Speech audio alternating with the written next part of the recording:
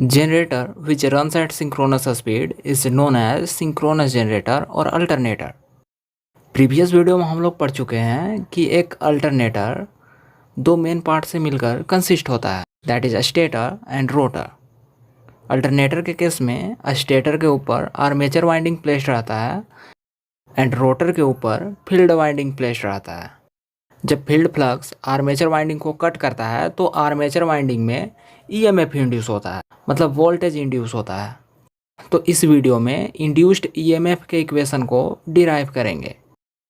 If you are new on this channel, please subscribe the channel and press the bell icon for regular updates.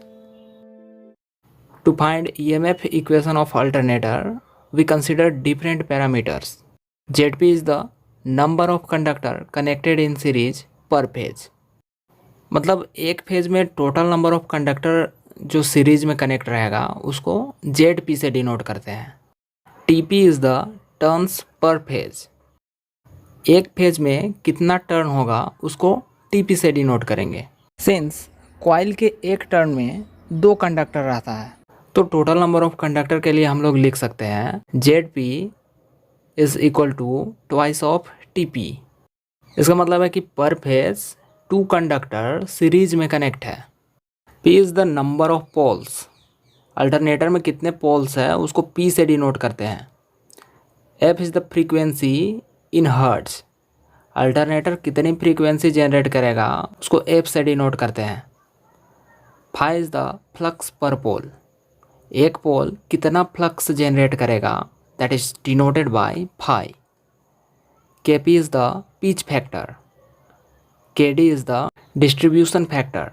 Kf is the form factor जिसका value होता है 1.11 and n is the speed of alternator in RPM। Now suppose one conductor cuts flux is equal to P5 weber in one revolution. मतलब single conductor one revolution में कितना flux cut करेगा उसको P5 लिखेंगे।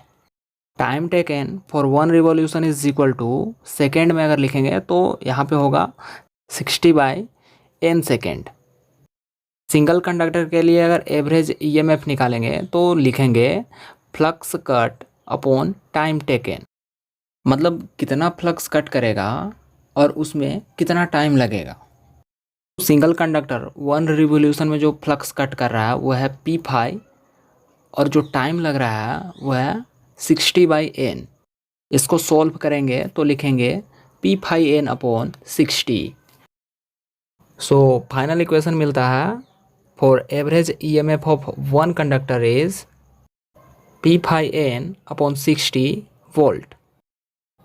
Since synchronous speed is equal to ns is equal to 120 F upon P, इसलिए यहाँ पे जो स्पीड n है उसको रिप्लेस करेंगे सिंक्रोनस स्पीड से।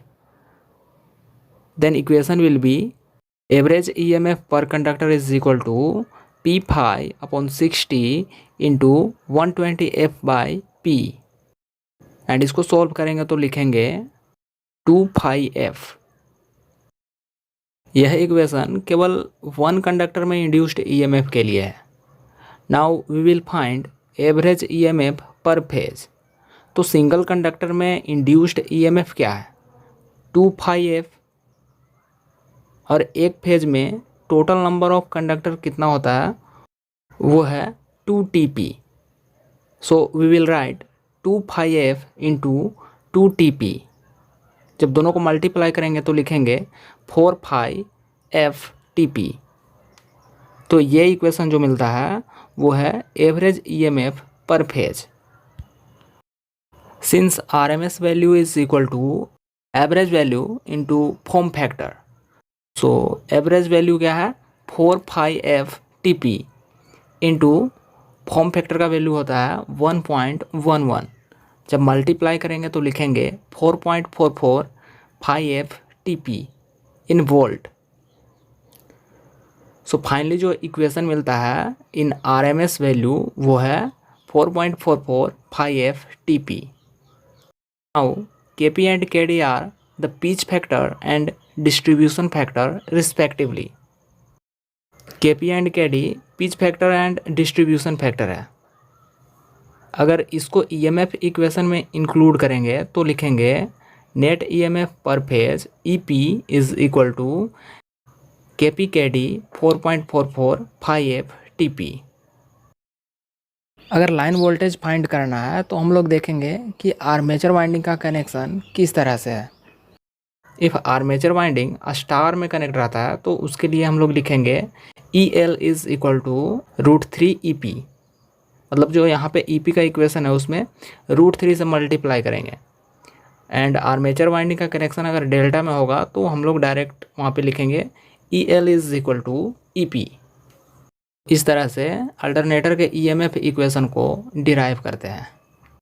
तो इस तरह से कोई भी टॉपिक को अगर आप इजी वे में समझना चाहते हैं तो चैनल को सब्सक्राइब कर लें और बेल आइकन को भी प्रेस कर लें ताकि वीडियोज आप तक पहुंच सके।